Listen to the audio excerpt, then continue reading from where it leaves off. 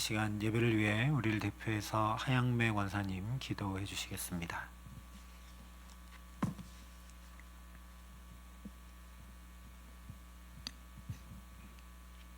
사랑과 은혜가 풍성하신 하나님 아버지, 성탄을 하루 앞둔 이 저녁 우리를 예배의 자리로 불러주셔서 감사합니다. 어둠 가운데 참 빛으로 오신 예수 그리스도를 지금 이 순간에도 기쁨과 설렘으로 기다리게 하시니 감사합니다. 우리의 기다림이 요셉과 마리아와 같은 기다림이 되게 하여 주시옵소서. 하나님, 온 한 해를 돌아보면 여전히 변함없이 저희를 사랑으로 품어주셨고 부족함과 연약함 속에서도 인도해 주셨습니다. 그러나 주님, 우리는 하나님의 뜻보다는 나의 생각과 편의를 앞세웠고 사랑하기보다 판단했고 기도하기보다 염려했습니다. 이 시간 우리의 죄를 고백하며 주님의 십자가 앞에 나아가오니 예수님의 보혈로 깨끗이 씻어주시고 새 마음, 새 영으로 회복시켜 주옵소서. 성탄을 기다리는 이 밤, 말씀이 육신이 되어 우리 가운데 오신 주님을 깊이 묵상하게 하시고 기쁨과 감사, 겸손한 순종으로 주님을 맞이하게 하옵소서. 이 성탄의 감격이 이 자리에만 머무는 것이 아니라 우리의 삶과 가정, 일터, 이웃에게 흘러가게 하여 주시옵소서. 하나님, 다가오는 2026년을 향한 교회의 새로운 변화와 계획을 주님 손에 올려드립니다. 수요 예배가 수요 성경 공부로, 금요 예배가 무교 찬양 예배로 새롭게 드려집니다. 이 변화가 형식의 변화에 그치지 않게 하시고 말씀과 찬양 가운데 하나님을 더욱 깊이 알아가는 은혜의 통로가 되게 하옵소서. 마음의 경영은 사람에게 있어도 말의 응답은 여호와께로부터 나오느니라 말씀하셨으니 사랑의 빛 교회에 가장 잘 맞게 응답하실 것을 기대합니다. 모든 성도가 한 마음으로 동참하게 하시고 연합함으로 부담이 아닌 감사로 함께하게 하여 주시옵소서. 또한 교회의 모든 부서 위에 은혜를 더하시고 특별히 교육부를 축복하여 주셔서 다음 세대를 믿음으로 잘 양육하게 하시며 이 아이들이 주님의 나라를 이끌어갈 주역들로 세워지게 하시옵소서. 주의 복음을 들고 각 처에서 헌신하는 선교사님들을 기억하여 주옵소서. 낯선 땅과 어려운 환경 속에서도 주님이 친히 동행하여 주시고 강건함과 담대함으로 사명을 감당하게 하옵시고 그들의 수고 위에 풍성한 열매로 응답하여 주옵소서. 병마와 고통 가운데 있는 성도들을 또한 기억하여 주옵소서. 치유의 하나님께서 만져주시고 몸과 마음에 새 힘을 더하여 주시옵소서. 외로움과 두려움 속에서도 주님의 평안으로 붙들어 주사 소망을 잃지 않게 하옵소서. 성탄 예배 후 성탄의 기쁨을 지역 주민들과 함께 나누려 합니다. 작은 실천이지만 사랑을 전하며 복음으로 부흥하는 사랑의 빛교회 되게 하여 주시옵소서. 이 시간 말씀을 전하시는 목사님을 성령의 충만함으로 더하여 주시고 전하시는 말씀이 생명으로 선포되게 하옵소서. 목사님의 삶과 가정, 사역 위에 주님의 보호하심과 주님의 능력을 날마다 더하여 주옵소서. 이 모든 말씀 우리를 위해 이 땅에 오신 예수 그리스도의 이름으로 기도드립니다. 아멘.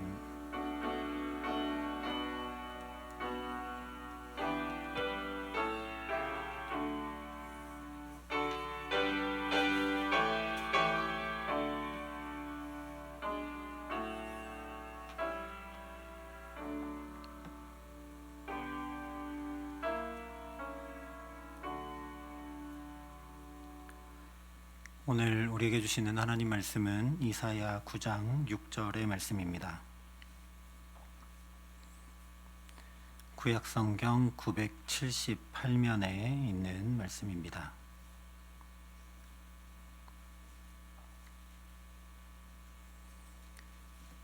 이사야 9장 6절의 말씀을 봉독해 드리겠습니다. 하나님의 말씀입니다.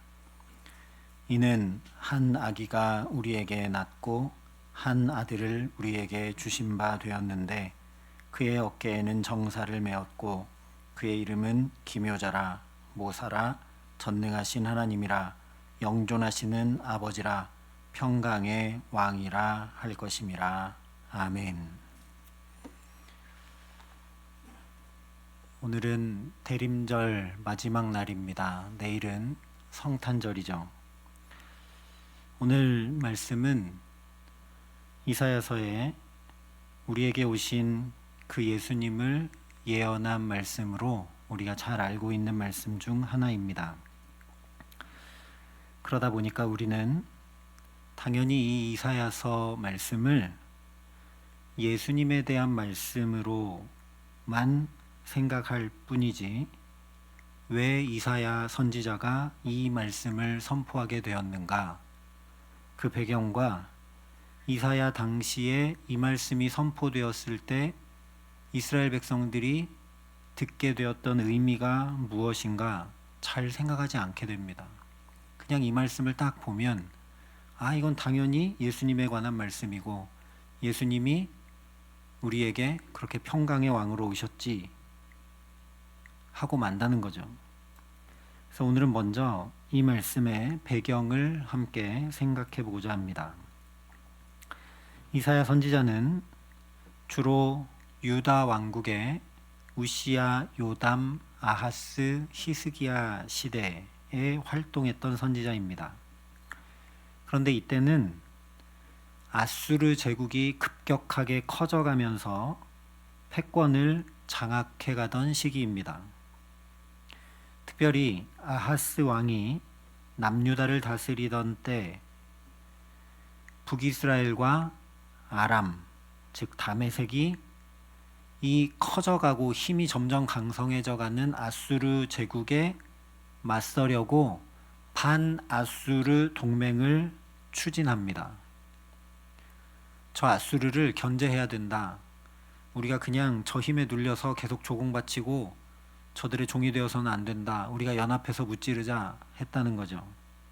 그러면서 이 북이스라엘과 아람이 남유다 너희도 힘을 보태라. 우리가 함께 하자라고 했습니다. 하지만 아하스 왕은 당시 패권을 점점 장악해 나가고 있는 이 강대국인 아수르를 의지하려고 했지 다른 나라들과 함께하기를 원치 않아서 이스라엘과 아람의 연합을 거부했습니다. 그러자 북이스라엘과 아람이 아수르를 공격하러 간 게 아니라 남유다를 공격하러 옵니다. 그래서 예루살렘이 큰 공포에 휩싸이게 된 것이 이사야 7장의 배경입니다. 그래서 7장에 보면 왕의 마음과 그의 백성의 마음이 숲이 바람에 흔들림같이 흔들렸다 이렇게 말씀할 정도입니다. 그때에 하나님께서 이사야 선지자를 이 아하스 왕에게 보내셔서 두려워하지 말아라, 낙심하지 말아라 하면서 징조를 구하라 말씀하십니다. 그러나 아하스 왕이 겉으로는 뭐라고 얘기하냐면 나는 하나님을 시험할 수 없다. 나는 징조를 구하지 않겠다 라고 말합니다. 그러나 그 속은 그렇지가 않습니다. 하나님의 말씀을 나는 들을 생각이 없다. 그런 완강한 마음, 교만한 마음으로 징조를 구하지 않은 것이었습니다. 그러자 하나님께서 아하스 왕 내가 불순종하여 하나님의 말씀을 구하지도 않고 따르지도 않고 저 힘센 이방 나라 아수르를 의지할 일이 아니고 하나님께 회개하고 돌이켜 나오라고 했는데 불순종하여서 이렇게 백성을 괴롭히고 큰 두려움에 휩싸이게 만들더니 지도자로서 왕으로서 일말의 책임감과 양심의 가책조차 없이 오히려 그렇게 경건을 가장하며 하나님께서 징조를 구하라 하시는데도 저렇게 이스라엘과 아람이 쳐들어오는 것이 문제되지 않는 것에 대한 확실한 증거를 보여주시겠다고 하시며 징조를 구하라고 긍휼히 여기셔서 베푸시는 은혜조차도 거부하는구나 라고 책망하시면서 이렇게 말씀하셨습니다. 그러므로 주께서 친히 징조를 너희에게 주실 것이라. 보라, 처녀가 잉태하여 아들을 낳을 것이요 그의 이름을 임마누엘이라 하리라. 이 말씀도 예수님에 대한 예언의 말씀 중 하나죠. 그런데 우리가 알고 있는 것처럼 마리아가 성령 잉태를 해서 예수님이 태어나시는구나를 단순히 예언한 말씀이 아니라 이런 배경이 있는 말씀이라는 겁니다. 그러니까 이사야 선지자를 통해 이 말씀이 선포되었을 때는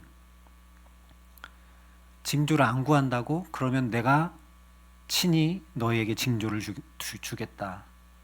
한 아이가 태어날 텐데 그 아이의 이름을 임마누엘이라고 해라. 이 임마누엘이라는 아이가 태어나면 그 아이가 선악을 분별하기 전에, 그러니까 아이가 이제 인지가 발달해서 무언가를 판단하기 전에, 대략 그러니까 3살이 되기 전에 너희가 지금 풍전등화처럼 두려워하고 무서워하고 떨고 있는 저 북이스라엘과 아람이 다 멸망할 거다 라고 선포하십니다. 아수르가 내려와서 이 아람과 이스라엘을 다 칠 거다 라고 말씀하십니다. 거기까지면 좋겠는데 뒤이어서 이렇게 계속 하나님의 징조도 은혜도 거부하고 하나님을 거역한 너희 남유다도 저 이스라엘과 아람처럼 망하게 될 거다. 아수르에 의해 너희도 망하게 될 거다라고 선포하십니다. 그러니까 임마누엘의 징조는 심판의 징조이고 동시에 유다에게 하나님과 함께함으로 제발 그 참혹한 멸망을 피하라 말씀하시는 안타까운 사랑의 징조였던 것이죠. 이 유다가 아수르랑 함께할 일이 아니라 하나님과 함께하면 되는 일인데 계속 교만한 마음으로 거부하고 은혜도 받지 않고 말씀도 따르지 않고 불순종하고, 그래서 하나님께서 도저히 견딜 수 없어서 그러면 내가 친히 징조를 주시겠다 하신 것이 임마누엘이라는 겁니다. 제발 하나님과 함께해서 저 북이스라엘과 아람이 망하는 것처럼 제발 망하지 말라고 주신 징조가 임마누엘이지 너희도 한번 심판 당해봐라 그런 게 아니라는 겁니다. 심판하실 거면 그냥 심판하시면 되잖아요. 미리 알려주셨다는 건 그러니까 너희 동족 북이스라엘이 망하는 걸 보고서라도 제발 돌이켜라 하시는 하나님의 안타까운 사랑이 바로 임마누엘의 징조였다라는 겁니다. 이어지는 8장에서도 이사야 선지자를 통해서 계속 말씀하십니다. 너희 남유다 그리고 아하스 왕아, 이대로 완고하게 교만하게 또 하나님이 아니라 아수르를 의지하면 필경 망할 것이다. 계속 안타까이 깨우치십니다. 그럼에도 불구하고 이사야 8장을 보면 이 남유다는 점쟁이와 무당에까지 의지하는 영적 혼란과 어둠에 빠지고 맙니다. 또한 실제로 북이스라엘이 아수르에 멸망당하고 포로로 끌려가는 비참한 상황이 되어서 갈릴리와 스불론과 납달리 지역이 그야말로 큰 어둠에 잠기게 되었다는 것이 8장과 9장 초반의 말씀들입니다. 이런 배경에서 이사야 선지자를 통해 바로 오늘 말씀이 선포가 됩니다. 먼저 9장 2절에 흑암에 행하던 백성이 큰 빛을 보고 사망의 그늘진 땅에 거주하던 자에게 빛이도다 하는 말씀이 선포되고, 이어서 6절에 이는 한 아기가 우리에게 낳고 한 아들을 우리에게 주신 바 되었는데 그의 어깨에는 정사를 메었고 그의 이름은 기묘자라 모사라 전능하신 하나님이라 영존하시는 아버지라 평강의 왕이라 할 것임이라 하는 말씀이 선포가 됩니다. 이 말씀은 요한복음에 그대로 이어져서 이렇게 표현됩니다. 참빛 곧 세상에 와서 각 사람에게 비추는 빛이 있었나니. 지금 이사야서의 배경도 이미 북이스라엘이 망해서 포로로 끌려간 그 참혹한 어둠 한가운데 있었는데 하나님께서 또 징조를 보내시죠. 한 아기가 태어나게 하시는데 그것이 흑암에 거하던 백성들에게 빛이 비치는 사건이라는 겁니다. 그대로 요한복음에 오면 예수님의 탄생을 똑같이 묘사합니다. 흑암 가운데 사는 우리들에게 참빛이 비친다. 각 사람에게 그 놀라운 빛이 비춰온다 라고 말씀하면서 말씀이 육신이 되어 우리 가운데 거하심에 우리가 그의 영광을 보니 아버지의 독생자의 영광이요 은혜와 진리가 충만하더라 말씀합니다. 이는 한 아기가 우리에게 낳고 한 말씀과 같은 맥락의 말씀인 것이죠. 그래서 살펴본 것처럼 원래 이 이사야서 말씀이 선포되던 시대적 상황적 배경을 고려한다면 한마디로 하나님 외에는 구원자가 없다는 강력한 선포입니다. 앞서 임마누엘이라는 아이의 징조는 심판의 징조이자 제발 하나님과 함께하라는 말씀이었다면 오늘 말씀의 한 아이는 하나님의 구원의 징조라는 거죠. 누구도 이길 수 없을 것 같이 강한 힘과 막강한 군대를 거느린 저 아수르가 내 삶을 잘 책임져 줄 것 같고 사방의 적들로부터 보호해 줄 것 같고 그래서 저 아수르를 붙잡고 저 아수르의 조공도 바치고 그랬는데 그 아수르가 구원하는 건 아니라는 말씀입니다. 정반대로 힘없고 연약하고 자기 혼자서는 아무것도 할 수 없는 아기, 즉 인간의 경험이나 인간의 지혜로는 이해되지 않는, 한마디로 인간의 힘이 아닌 오직 하나님의 능력으로만 구원하신다는 선포가 이는 한 아기가 우리에게 났다라는 말씀이라는 겁니다. 인간의 힘과 무력이 지배하던 그 시대에 하나님은 칼과 병거가 아니라 이 작고 연약한 생명으로 구원의 문을 환히 여신다는 겁니다. 흑암에 사는 백성들이 저 강대국에 의해 짓눌리고 두려워 떨고 그래서 어떻게 하면 살아볼 수 있을까 해서 심지어 미신까지 쫓아가고 점쟁이까지 쫓아갔던 그들에게 참 빛을 비추신 일이 이 한 아이가 태어나게 하시는 일이었다는 말씀입니다. 동시에 오늘 이 말씀이 분명하게 선포하고 있는 것처럼 이 아이는 그냥 아이가 태어난 게 아니라 한 왕이 태어난 것이죠. 그의 이름은 기묘자라 모사라 전능하신 하나님이라 영존하시는 아버지라 평강의 왕이라. 이름은 그 존재 자체를 언제나 성경에서 얘기합니다. 그러니까 지금 작은 아이가 하나 태어났지만 이 아이는 그냥 아기가 아니라 앞으로 온전한 통치를 해나갈 왕이라는 거죠. 그러니까 불완전한 왕이 아니라 다윗의 집안에서 하나님께서 세우시는 참된 왕이 태어나는 것이고 이 왕이 억압과 폭력, 불의의 시대, 혼란의 시대에 공의와 정의를 회복하고 샬롬, 하나님의 평강을 임하게 한다는 소망의 말씀이 바로 오늘 말씀입니다. 그렇기 때문에 오늘 이 이사야서의 말씀은 단지 감상적인 위로를 주는 말씀이 아니라는 겁니다.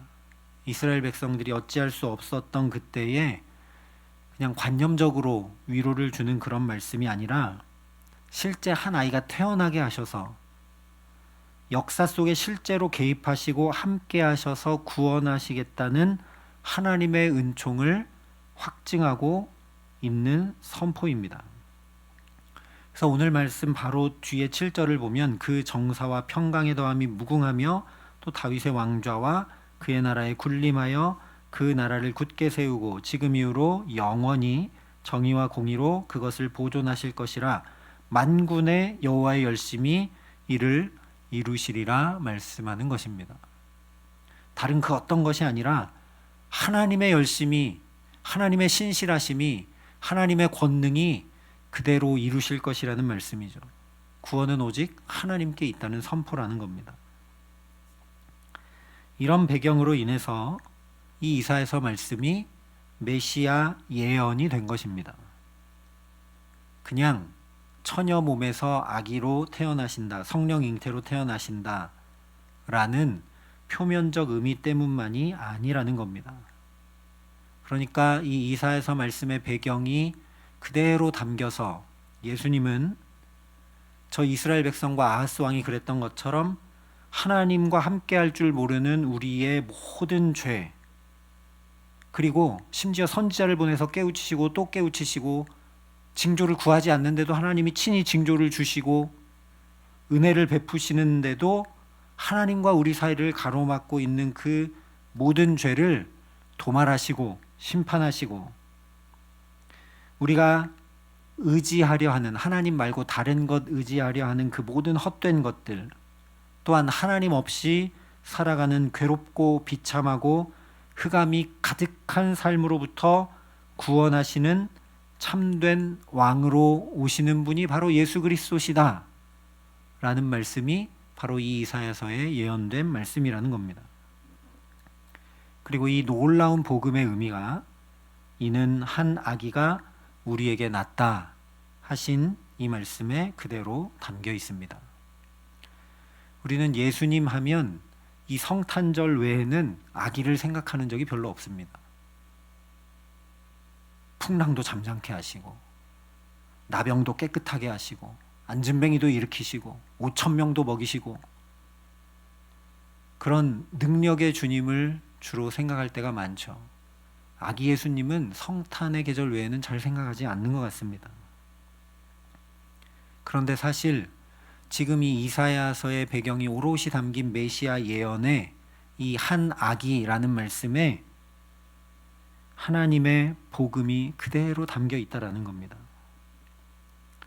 왜냐하면 우리가 경험하는 그대로 모든 아기는 그 존재 자체로 모든 막힌 담을 허물기 때문에 그렇습니다. 오늘도 은호가 와서 뛰어다니고 있는데, 여러분 수협에 오시면 은호한테 어떻게 하면 말이라도 한번 걸어볼까, 저도 막 하이파이브라도 한번 해볼까, 은호한테 먼저 다가가잖아요.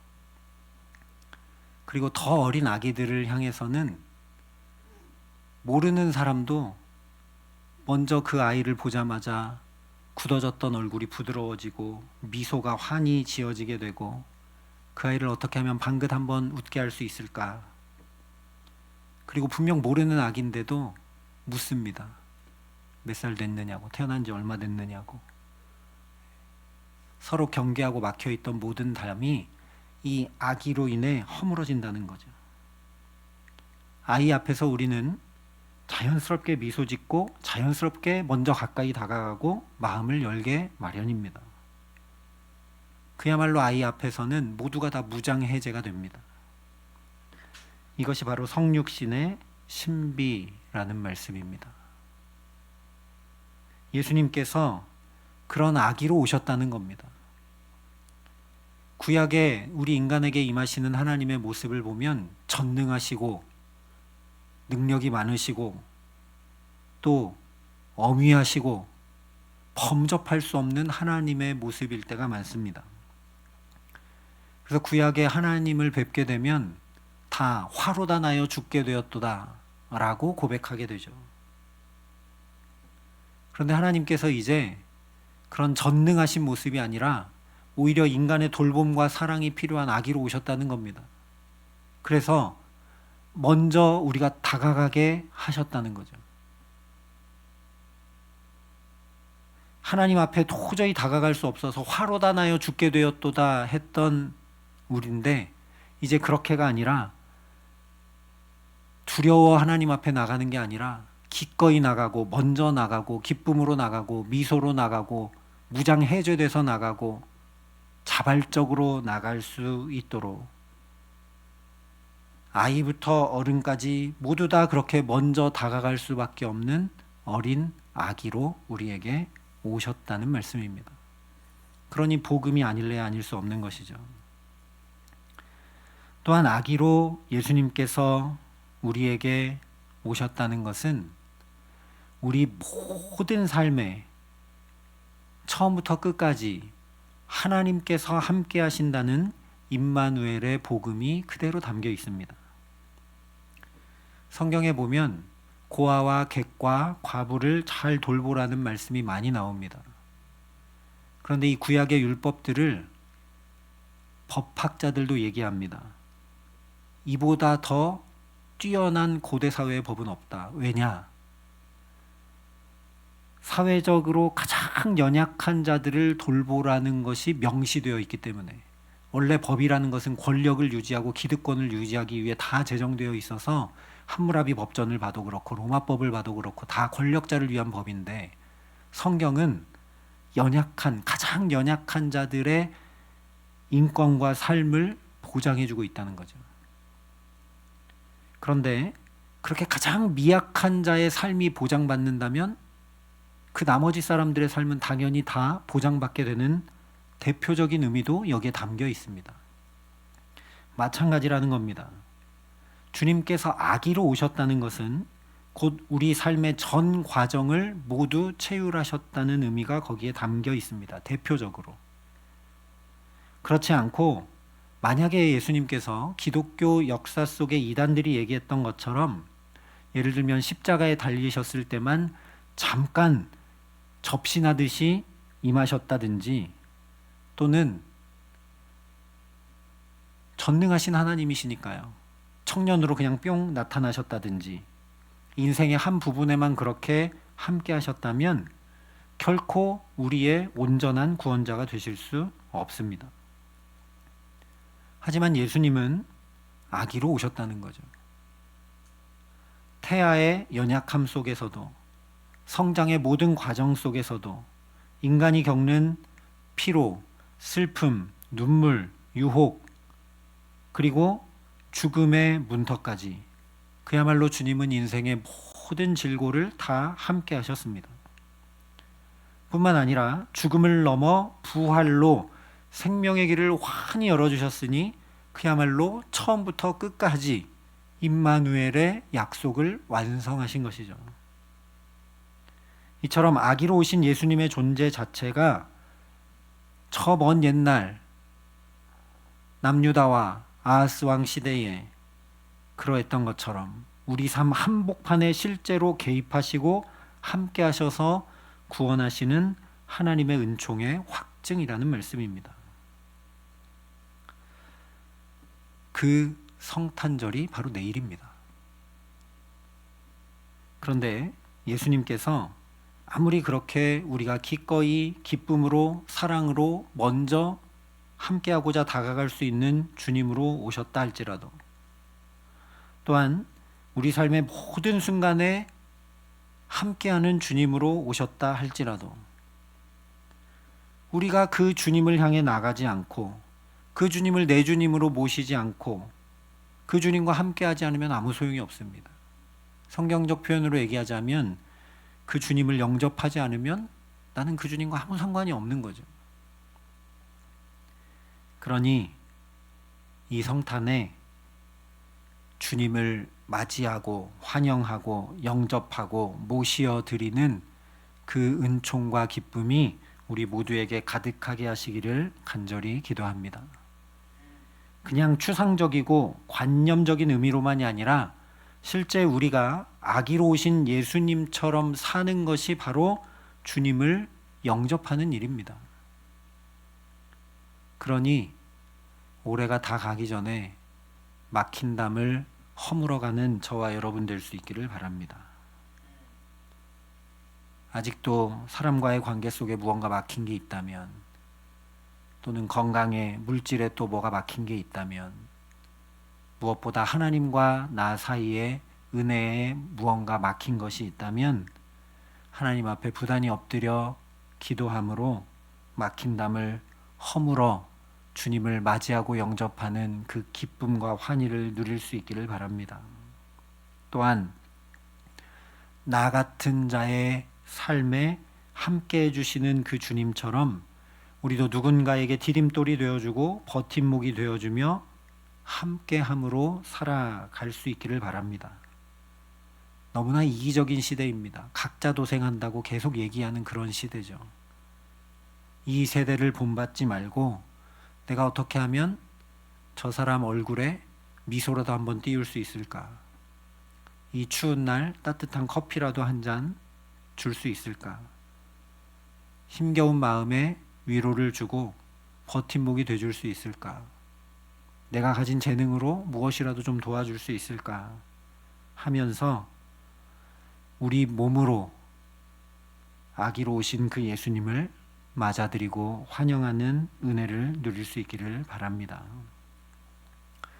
이것을 이사야서의 배경, 역사적 배경과 또 이사야 선지자가 선포한 말씀과 또 예수님이 이렇게 이 땅에 우리 가운데 임하신 성육신의 사건과 여러 가지로 말씀드렸는데 그냥 한마디로 하면 사랑입니다. 사랑 안에 모든 막힌 담이 자연히 허물어지게 되어 있죠. 사랑보다 더 큰 힘과 위로와 소망은 없습니다. 그리고 사랑보다 더 간절히 열렬히 함께하기 원하는 것은 아무것도 없습니다.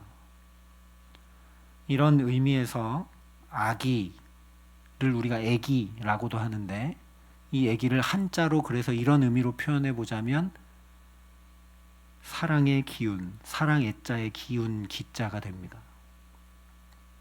예수님께서 바로 그런 애기, 아기, 사랑 자체로 우리에게 오셨다는 거죠. 이 주님을 우리가 모셔드리고 맞이하고 환영한다는 것은 그러니까 우리가 아기가 되는 일입니다. 실제 예수님께서 진실로 너희에게 이르노니 너희가 돌이켜 어린아이들과 같이 되지 아니하면 결단코 천국에 들어가지 못하리라 말씀하셨습니다. 그러니 더욱더 사랑의 사람으로 살아가는 것이 우리의 목표고 소망이 될 수 있기를 바랍니다. 올 한 해 살아오는 동안 나의 사랑의 진폭은 얼마나 넓어졌고 내 사랑의 깊이는 얼마나 깊어졌는지 되돌아보고 하나님 앞에 은혜를 구하는 저와 여러분 될 수 있기를 바랍니다. 그런데 그 어느 누구도 사랑받지 않고는 결코 사랑의 사람이 될 수 없습니다. 이것이 예수님께서 아기로 오신 신비 중에 하나입니다. 전능하신 그분이 인간의 돌봄과 사랑 없이는 안 되는 존재로 오셨다는 겁니다. 그래서 정말 이기적이고 자기밖에 모르는 우리로부터 주님은 사랑을 끌어내셨습니다. 아기는 돌볼 수밖에 없으니까요. 요셉도 너무 당황스러웠고 어려웠지만 끝까지 아버지로서 책임을 다하고 애굽에 피신도 시키고 다시 나사렛에 가 살기도 하고 힘을 다해 예수님을 사랑하지 않습니까? 마리아는 말할 것도 없고 예수님도 그래서 그 신앙 좋은 부모의 사랑을 받고 또 받고 또 하나님의 사랑을 충만히 받고 그래서 사랑 자체가 되셔서 십자가에 생명을 쏟으시는 말도 안 되는 사랑 자체로 우리의 구원이 되셨습니다. 그러니 우리도 성탄을 맞이하면서 주님의 사랑이 또 임해오고 또 임해오고 또 경험되고 또 함께하여 주시기를 간절히 구할 수 있기를 바랍니다. 우리 모든 면에 사랑을 받고 또 받아야만 우리도 애기, 사랑의 사람이 될 수 있기 때문입니다. 여기 서 있는 저도 마찬가지입니다. 집사님, 장로님, 권사님들에게 사랑을 많이 받지 않으면 저는 바르고 복된 목회자가 되기 어려운 거죠. 우리 모두가 다 마찬가지입니다. 하나님의 사랑도 잔뜩 받고 사람의 사랑도 잔뜩 받아야만 합니다. 그러니 하나님의 사랑이 내게 임해올 수 있도록 주님의 말씀이 임해오는지, 내가 기도한 것을 하나님 어떻게 응답하시는지, 또 내 곁에 두신 사람들 가운데서 하나님께서 어떻게 사랑을 주고받게 하시는지 우리가 살피면서 주님의 그 사랑 안에 충만히 거할 수 있기를 간절히 기도합니다. 나의 마음과 영혼과 삶에 그렇게 사랑 자체이신 주님이 임하시고 함께 하시고 다스려 주시고 붙들어 주시기를 간절히 소망합니다. 그래서 이기적이었던 내가 나누는 사람으로, 혈기 가득했던 내가 온유의 사람으로, 급하고 참지 못했던 내가 인내의 사람으로 점점 변화되고 새로워져 가게 하시기를 간절히 기도합니다. 그래서 12월 25일 하루만 성탄이 아니라 그렇게 매일매일 우리가 사랑의 사람으로 애기로 다시 태어나고 새롭게 태어나 그 사랑의 주님, 아기로 오신 주님과 함께하는 임마누엘의 기쁨과 영광이 가득한 복된 삶을 주와 함께 살아가게 하시기를 예수님의 이름으로 간절히 축원합니다. 우리 말씀을 기억하면서 이 시간 함께 기도하겠습니다. 아버지 하나님, 올해도 여기까지 우리를 붙드시고 인도하시고 또 성탄을 맞이하게 하시니 참으로 감사합니다. 아기로 오시는 그 주님, 우리가 기억하고 우리도 그 주님을 뒤따라 천국이 이런 자의 것이니라 한 말씀 그대로 점점점 사랑의 사람이 되어갈 수 있도록 우리 모두에게 역사하여 주시옵소서. 사랑으로 오시는 그 주님, 나도 사랑의 삶을 날마다 새롭게 살아감으로 맞이하고 단 하루만 성탄이 아니라 우리의 모든 날들이 성탄의 기쁜 날이 될 수 있도록 역사하여 주시고 은혜를 더하시고 함께하여 주시옵소서. 예수님 이름으로 기도합니다. 아멘.